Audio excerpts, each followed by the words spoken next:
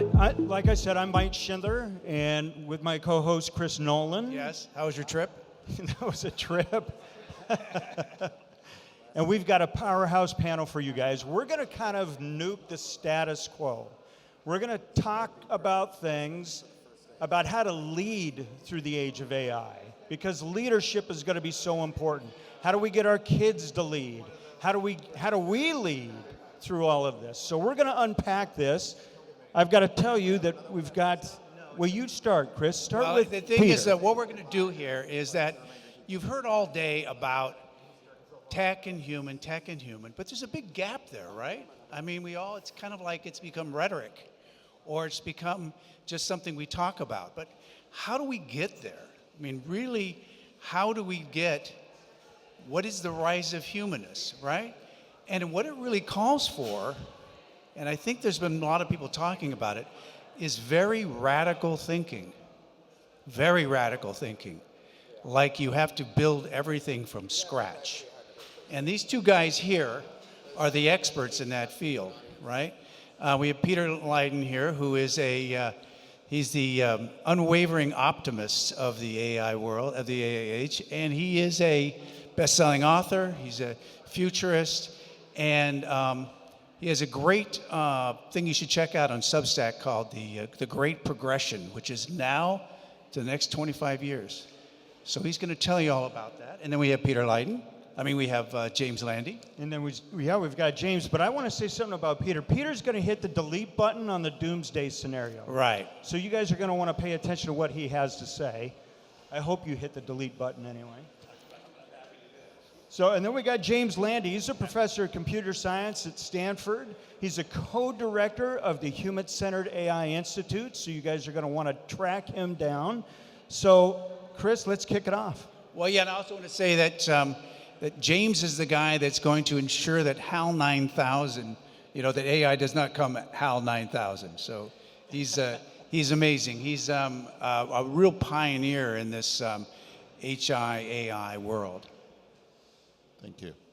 So kick it off. Let's go. All right. So let's kick it off with why we need cultural systems exorcisms.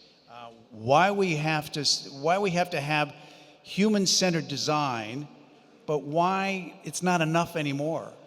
Why we need complete community-centered shifts. So James, unpack what is human-centered design and why just adding it to the org chart, a broken org chart, doesn't work anymore. Okay, is this working? Okay, you can hear me. So we've been working on this idea of human-centered design, user-centered design for about 50 years. Probably took us, 25 years at least to get the tech industry to understand that as an engineer, you couldn't just build something and say, hey, it works for me, let's ship it. It's a pretty standard process now to say, we need to work with the target customers, the users, and test the technology we build before we ship it and iterate to make it work. But today with AI, I'm going to claim that it's time to tear up user-centered design. It's gotten us pretty far, but AI-based technologies are different. And the big difference is they have a lot more side effects. They affect people who aren't the user. So they make a decision of whether you're going to get that special health care treatment versus this person, or whether you're going to get a longer sentence in prison for the same crime as someone else, or whether fire resources are going to go to this neighborhood or another, or whether you're labeling training data somewhere in the other part of the world and we're going to cut you off. None of those people are users, but they're affected by these AI systems. And many of us are affected either directly or indirectly. And so what we need to do is still do user-centered design, but we actually need to broaden our lens to a broader community of people who may be impacted by the technology and bring them into that design process to understand what their needs are, what their values are, what the tensions are and trade-offs are, and maybe even some of those people will become our users. And finally, if the systems we build really are successful and become ubiquitous in society, they actually start to have societal level impact. So think about the newsfeed on Facebook, it's affected democracy, it's affected genocide. Think about Instagram, it's affected people's self-worth about their body image. Those are societal level effects, and they're all driven by AI. So we need also society level design. Think about what the potential effects are and mitigate them. And the key here is this new sense of design, human-centered AI, is to do design at the user, the community, and the society level and integrate across them. And this new style of design is what we're going to need to make AI-based systems be more impactful in a positive way on humanity. Man, that's such a great answer, James. I want to build off that. So, Peter, I'm going to turn to you to build off it. You talk about the great progression. So from now to 2050, so think about that. From now to 2050, that's a long time. You also call for radical thinking. So building off of what James said, how do we start from scratch with everything? Because that's essentially what he's saying is we're throwing AI on broken systems. And so how do we build it from scratch? How do we start over? Well, I'm one of the OGs here. Came to work with the founders of Wired Magazine in the very early days of the internet boom, and I've been at kind of every one of these junctures of the iteration of tech, the next iteration of tech. But I think what we're talking about here with AI, and when you say AI, there's behind the scenes AI that we have been dealing with, but we're in a kind of new phase of AI for everybody, that kind of generative AI explosion, and essentially the level of agents now going. I think we're at an really crossing a tipping point. We're at a point where we're really talking about a absolutely transformative, world historic, what people are going to see as a world historic, transformational technology, a general purpose technology that is beyond the tipping point now. It is here to stay, it is taking off. And so I think what we have to do is start thinking much more fundamentally about what we could do with this technology. The technology that he was talking about, how AI was used, was usually behind the scenes with the big corporations and how you could kind of focus it on one task. Now we see an explosion of possibilities with this thing. And so I think what's interesting, the two things I've learned over all these years of watching the tech world is two things. One is that once a technology hits the space, it's track the inevitable. It's just the phrase, track the inevitable. This is going to scale. It is going to scale everywhere. It's going to be applied at all different industries and fields. This is not something that you can stop. Now, you can channel it and you make it better, but the thing is going. It's game on right now. The second thing is that startups almost always win, and I would actually say always win at these junctures. Meaning they start from scratch with the potential of the technology, and they think through going forward, release on the legacy ways of doing things, release on the last generations of technology, and they focus on what you could do with this technology starting now. And that's why there's always in the history of tech that startups break the new way forward. The big tech companies can buy them and bring them in to kind of consolidate some of those learnings.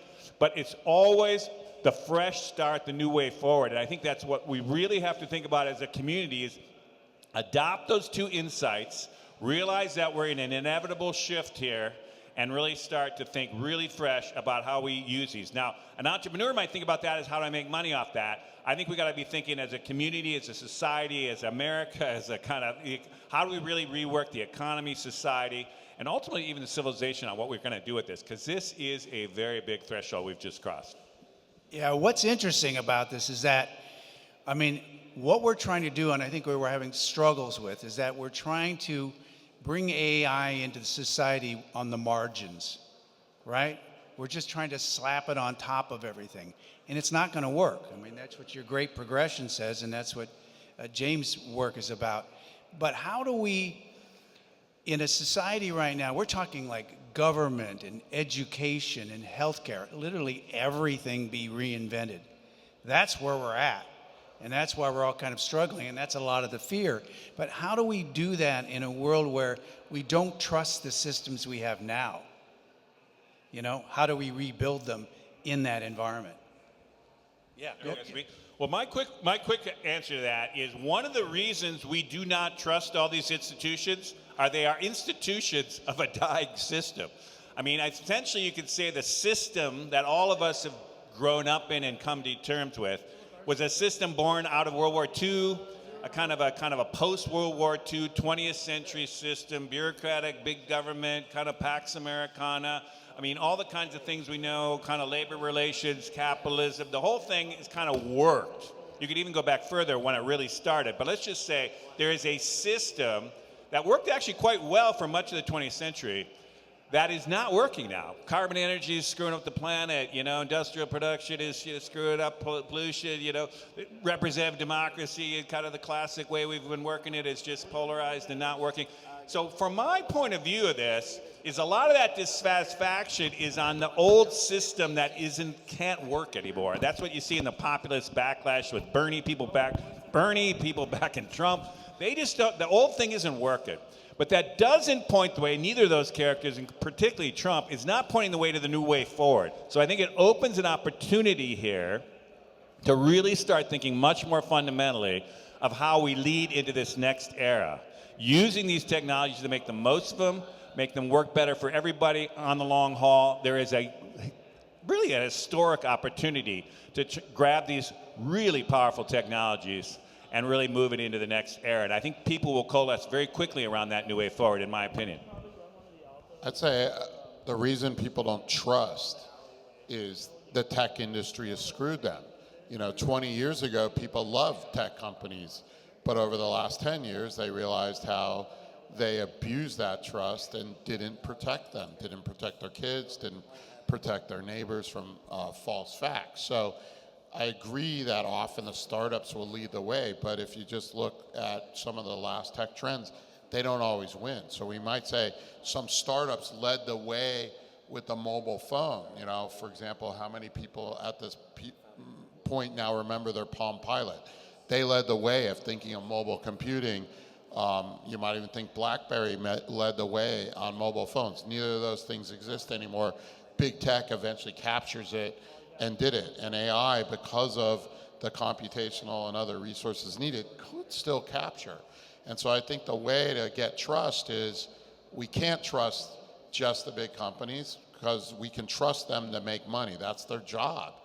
But if we really want to shape this technology that, like Peter says, is going to be in every part of our society, healthcare, education, government, entertainment, finance, then we need groups that are not in it for the buck. And so I'd say the nonprofit sector, the universities, and we need to have them be able to play at the scale that these computational and other needs are out there today. Otherwise, you're going to get just what big tech decides will make them money next. I wouldn't disagree with that. It is not up to big tech. It is up to us, and we can talk about who leads in this thing. Well, yeah, so it leads us to our next area, which is, we have this, who's going to lead this? What do we call it? The somebody else, Mike? Somebody else. Is somebody else in the room? Yes. Yeah, somebody else. That guy else. right there with the green hat. There he goes. He's going to lead us. Which is what's great about this conference, because it is at least stirring up that, who's going to lead this through us. And I think this is great because, when we talk about human and AI and tech or whatever, and human-centric design, and we talk about the rise of humanness, but we got a lot of people out there that are looking at the rise of China and the rise of the trillionaire club, right? So that really brings us to the idea is, guys, who's going to lead us through this? Who is it? So I think who's going to lead us through it is the place that still embraces openness, embraces open source. Open source is actually what led to real dominance in the tech industry in the United States, and as well as our research dominance. And right now, the tech leaders are wanting to be closed. OpenAI is closed AI. Google is slowing down how much they publish the research. And China has caught up because they've actually embraced open source. And so one is we need to reinvigorate that. We believe in open data, open source. That's the only way for us to push forward and know what we're getting and be able to influence what it looks like. So I'd say the society that really embraces those open values actually will still be the one that leads on this. I think that's actually good. I'll build off that, though. I think we're in a different phase here, folks, and I think this is the phase shift we got to all start thinking. And I would generally think that people collecting in this conference are kind of left of center politically. And I think what's interesting about tech, in the broadest sense tech, I don't mean big tech, I mean people who are involved in tech or tech and innovation economy, many of which you could count yourself here, is that right tech, which is still a minority in the Bay Area here and basically in the tech world, saw the same transformative potential, what's going on with AI, and they made their move fast. And that's when you saw Elon and Andreessen at big tech essentially started to go with hook onto the Trump train. I personally think the much bigger sector of the tech community and the tech and innovation community, which is at least 60% still, it used to be about 80%, I would say in the Obama days. But I think what's interesting is we have not stepped up with a different vision of what to do with these technologies, how it could work for everybody over the long haul, how kind of more an open source way could go, all these different ways. We're now moving into an era of politics. We're entering into a situation where we gotta start having people, the humans, start putting the context on this. Now, I'm not saying super over-regulated, like I think Europe, is making some mistakes on. They don't know what they're regulating it early, and it's kind of screwing up the development of tech over there, in my opinion. So it's not necessarily all a matter of regulation. It's a matter of envisioning how we grab this technology, how we build off this, how we transform our economy and society to work for everyone. Not the right tech vision of how it works for the tech bros and a kind of elite of tech, but how does it work for everybody? And it's totally within our possibilities of doing this. It's just that we really haven't done this, or if we have, we aren't taking center stage, we aren't leading, essentially, which I think we have to start doing now, folks. It's game on. This thing is going, it's going fast, and we got to start moving. Well, and again, I want to build off that. James, this is to you, because this is a big important question. AI is accelerating faster every day, every moment. We know that. And it's accelerating faster than our cultural and emotional capabilities, our capacities, or what our brains can handle. We're trying to keep up with this. So how do we stop using 20th century thinking to anticipate 22nd century problems? How do we do that? I mean, I think everybody is always worried about speed. Technology's always been moving faster and faster and faster, and we've dealt with it. I'm not sure that this is suddenly a thing we can't deal with. I think the human brain and the collective societal intelligence is good. Our institutions, I do worry about that they have a hard time keeping up and dealing with it, and this is why some legal frameworks, if you don't make them flexible, they're gonna break really fast. But I think we, as collective society, will take this technology in and we'll figure out what to do with it. We'll have missteps for sure. There will be mistakes, but then people will demand, like, I don't want you doing that to my kid or to my family or to my job. But I do think we can't just let it happen. We also have to have a vision of what we want. So we can't let people who think, oh, I'm just gonna use this technology to replace workers for very narrow tasks and, you know, save money on the bottom line and get a raise because that's how my pay is. I think we need to figure out, okay, how do we redesign people's jobs? How do we design work so that it's symbiotic, so that we have things that people are good at and also enjoy, and get rid of the crap that machines are better at or that we just don't like. Everyone in their job has some of both of these things. Most of us, I hope, and we need to figure out how do we design for that. It's harder to design for that than just the simple replacement, but that's what we should be doing as people who are building this technology, is thinking how do we do this in a way that makes people have better fulfillment, more fulfillment. And then we also have to watch out for just replacing our social lives through this technology, like some people may have already done through online social networks or gaming or whatever. We're social animals in the physical world, and we need to make sure that we also make sure that we maintain that and don't just give in to only using AI as our partners. Yeah, I think we have to remind ourselves, that caveman brain, that genetic, hasn't evolved in kind of evolutionary terms, gets scared and freaked out and addicted to stuff. Yeah, we still have those brains. But I think it's actually worth pointing out that humans are getting better and better and better at innovation. We are really good at problem solving. And if you take humans' capacity to problem solve over the last 200 years, and before that it was kind of flatline, but we have just gotten better and better and better and better and better. And now all of a sudden arrives this tool that you can ask it anything in the world, it'll give you the coherent answer quickly. That tool is going to accelerate, dramatically accelerate the possibility of human innovation. So I think what's happening here is we got to kind of let go of the things that we think are stuck in the past, that, oh, this is the way the world works, or this is the way the economy works, or this is the way capitalism works, or this is the way it always is. And I think we got to really let go of that and realize that we're in a really fluid, really dynamic, really amazing kind of moment here with a lot of possibilities. And we have a lot of tools, knowledge, and technologies that we could really start fundamentally rethinking this at a very fundamental level, but in a way that could really scale really fast. And I think it's on people in this room. It's not the techies the engineers who kind of grind it out in the tech. That problem has kind of been solved, whether it's in big tech or even small tech now. There's all kinds of Gen AI startups in this city right now, as well as the big tech.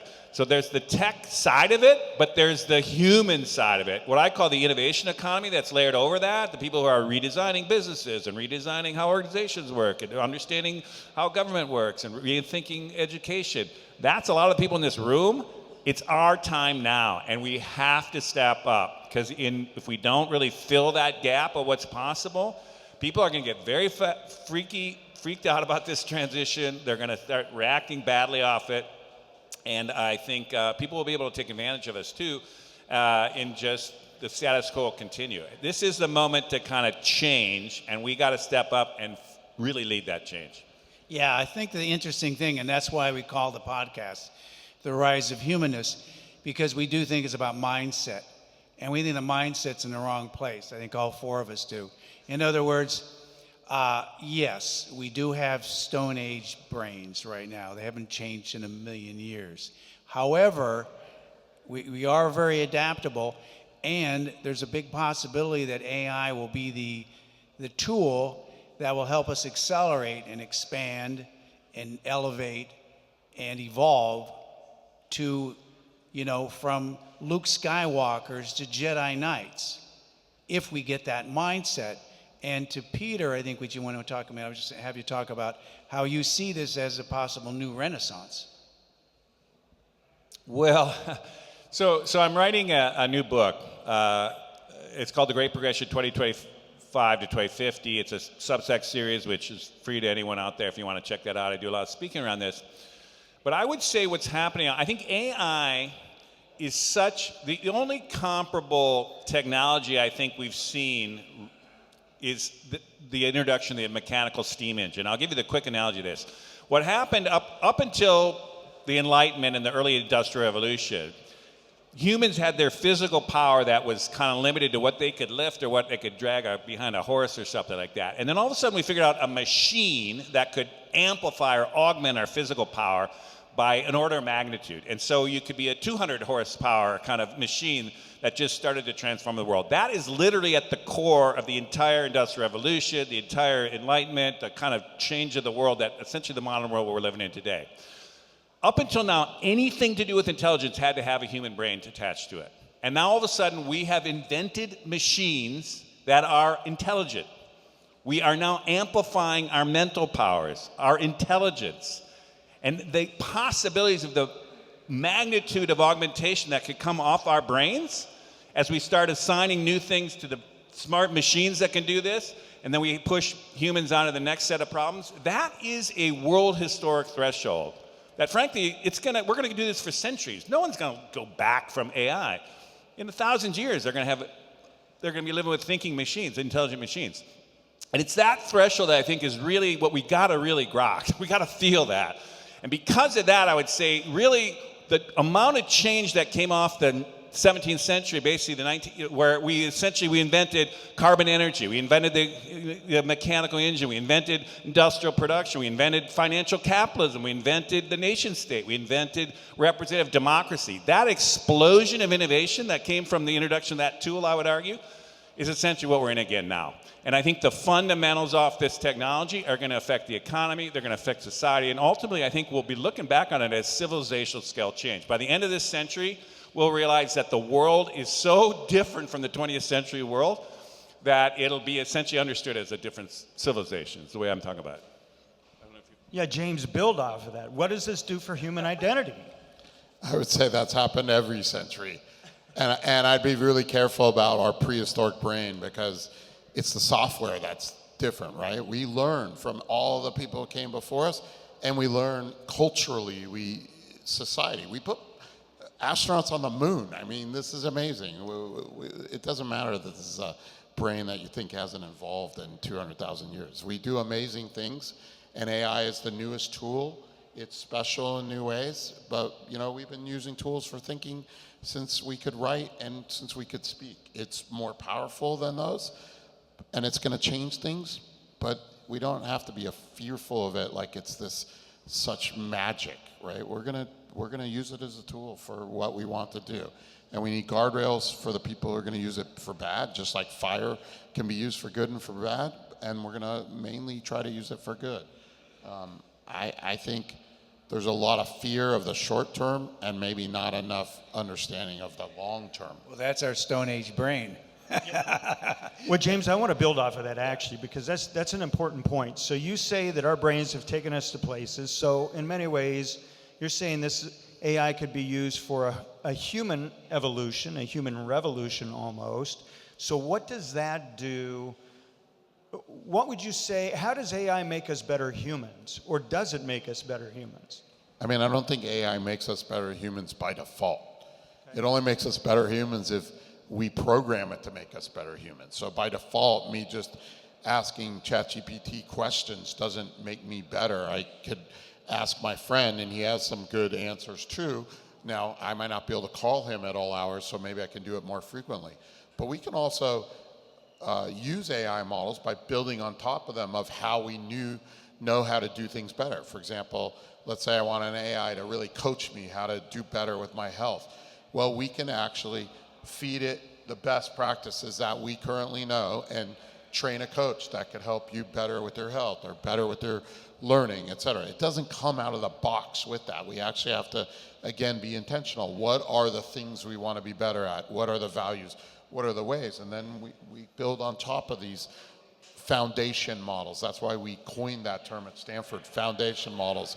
You're going to build on top of them to make what you really want. Out of the box, they're kind of cool. They're a nice parlor trick, but for real powerful things, we need to build something on top. So are you talking about like, we have to be parents to AI? Answer that. Yeah, we as builders, designers, programmers, whatever, we are somehow shaped the AI for what we want it to be. Default out of the box, yes, it's cool, it's a great parlor trick, there are great things you can do. Yeah, condense this writing I did. Yeah, give me feedback on this idea. It's great, but to do very powerful things, you still need to build things on top of it. Yeah, I just would want to point out off this is, I just had a piece that came out in Subject today that really looks at education as a good example of this, which is what we're mostly doing right now with AI is we're taking the existing system, and let's just think everyone here has been through K through 12 education, right? So what we're trying to figure out is okay, how does AI fit on that? Like, should we bring it in the classroom? Can kids use it for homework? Can it be, we're kind of thinking about how it works in that system.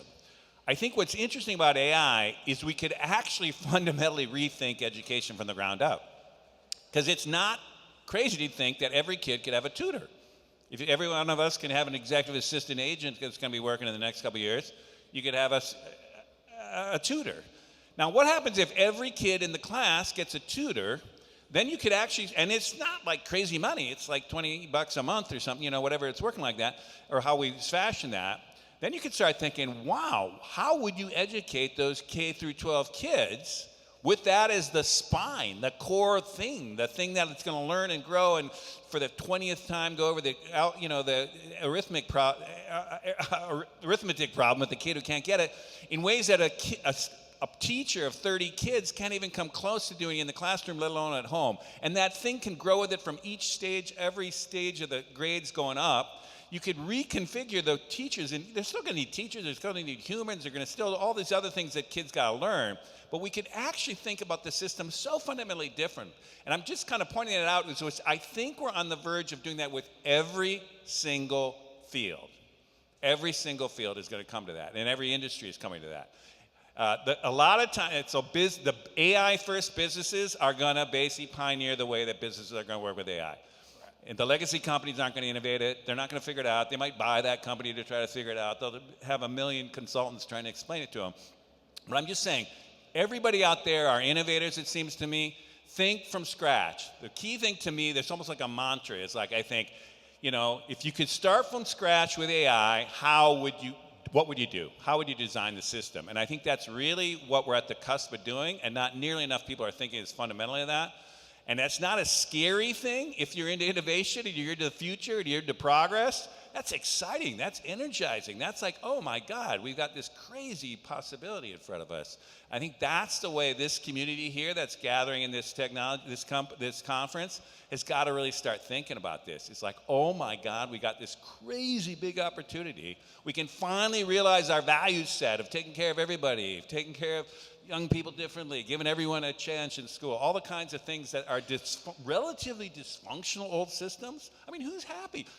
Why do people hate all these institutions? They just have lost trust in it because they aren't working. They just are not working. So this is an opportunity to get things that could really possibly work. Will it inevitably work? No. But we have an opportunity to work, and I think it's that thing we got to focus on. Can I touch on this education question, since I get paid for that, sort of? How many people here have kids 12 or under? Okay, a few. You're the ones I'm worried for, because right now the education systems don't know how to deal with it, right? It's like, oh, do we keep that out because they're cheating with it, which is totally the wrong question. But AI, they're going to have to bring in AI in, because that's what those kids are going to use in their real life. So AI is actually interesting in education because it's the Trojan horse. AI is going to cause the education system to change. It will have to change, and it will bring in a lot of educational innovation that graduate schools of education all over the world have shown over and over, but they can't actually penetrate this hard system. But AI is the Trojan horse that opens the gate. So education is going to reform. It's just going to take time, because unless you're in a really elite private school where they figured this out, many other schools are going to kind of hold it off as long as they can. If there are schools, James. Huh? If there are schools. Yeah, if there are schools. I think there will be schools. Why?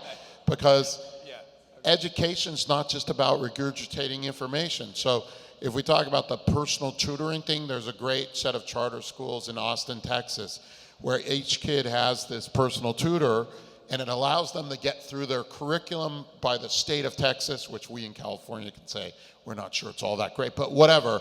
They get through their curriculum in something like an hour and a half or 2 hours every morning, covers the whole day that they would normally have. But then they spend the rest of the day doing social stuff, like building businesses. Like the principal told me, oh yeah, the senior class made a food truck last year, and they did something else. And they're using it for team-based work, the social part of education, which is really important. So on that last panel, they said, hey, should that kid not go to college and just become a pilot right away? I think that ignores that you learn a lot of things in school that are social, and you also learn things that aren't skills that you just put into the workplace directly. It's not vocational training. It's learning about the world. It's learning about humans. It's learning about art. It's learning about what happened in history. These are important things, and we will still want to learn them. We might learn them in different ways, but these things don't go away just because an AI could do a lot of things for you. We learn to think. Yeah, I would leap ahead here into that 100 years from now, Peter and James, where what is that individual? What is his new identity? What's his new OS system if he doesn't have, the same work that, the work ethic that we have now? what is this? What's purpose? This is just kind of your opinions. What do you think the new human is, or that 12, or the unborn, the next generations? What are they going to be like in 80 years?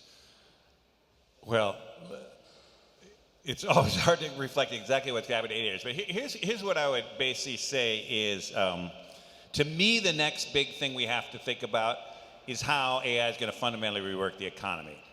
And there's going to be a disruption around that. And so we got to think of transitional relief to people that need to live. So there's this making a living and making a wage, which is two kind of things we got to think seriously about the transition. But ultimately, I do think, and this is getting to your question, is I do think we're at a place that the amount of work that humans are going to put into their jobs, what we think of as jobs or their kind of work life, is going to go down again.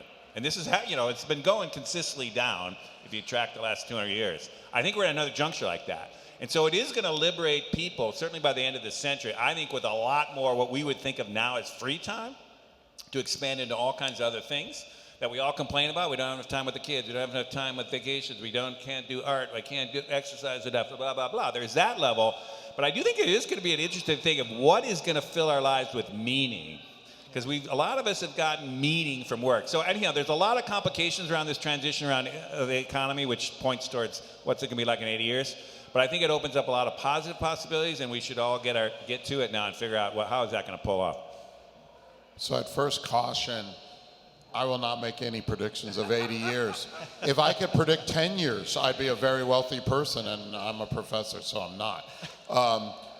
But I would say your answer's right, meaning, right? People are gonna still find meaning, and we find meaning again through other people. That's like fundamental to who we are. We find meaning through things we create. We'll still do that. Maybe we'll do more of it. Maybe there will be more artisan work of, I made this piece of furniture, I made this piece of art, and it's even more valuable because I made it rather than a GPT, right? So hard to know. I think just like any other technologies, we're gonna use this to do all kinds of things we haven't anticipated yet, and I think there's still gonna be work. Maybe there will be less of it, but we're gonna come up with all kinds of new things that are interesting and creative, like every other technology that's occurred before. It changes what the work is. None of us are farmers anymore, right? That changed. We didn't stop working. We probably stopped working 7 days a week. So we're gonna change how work is, but we're still gonna do things. And hopefully there are things that have more meaning, is what I hope. So I know we're standing between you and the party, so I'm gonna kind of wrap this up a little bit. If you had one piece of advice, I don't care for the innovators, for anybody that's just a normal human, somebody that's on the front edge, what would that one piece of advice be with the emergence of AI, the fast tracking of AI? What would you say, anybody in this room, what's your one piece of advice to them? Let go of what you thought in the past and leave your ideologies and your preconceptions and your old mental models back behind us. We're really crossing into a different place. And I really mean that because this is more of a left to center group. There's a lot of knee-jerk kind of ideology that just assumes things because that's the way the world is, and oh my God, I read it, I was in college, or whatever it is. I really think that's going to be a disservice to this community and for the world.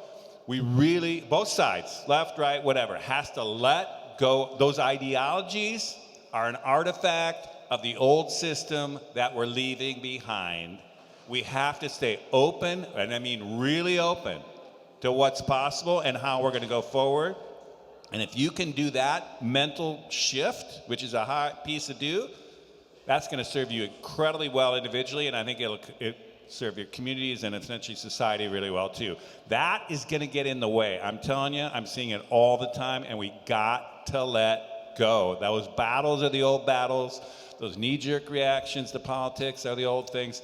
We are in a different world, and we got to really stay open to the possibilities.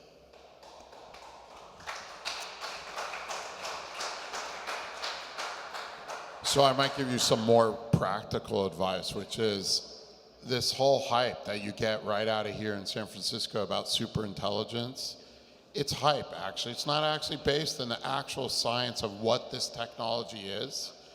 And a lot of people who are interested in AI, might even be here in this audience, I find when I talk to them, they don't actually use AI day to day in their real life. So what I recommend you do is actually use this for real things that you need to do.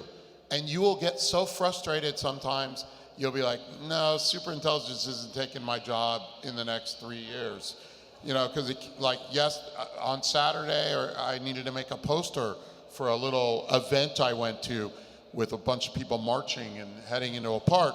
And you know, it took me about an hour with ChatGPT, what I could have done probably in 10 minutes with, well, not any Adobe product, but let's say Microsoft Word, okay?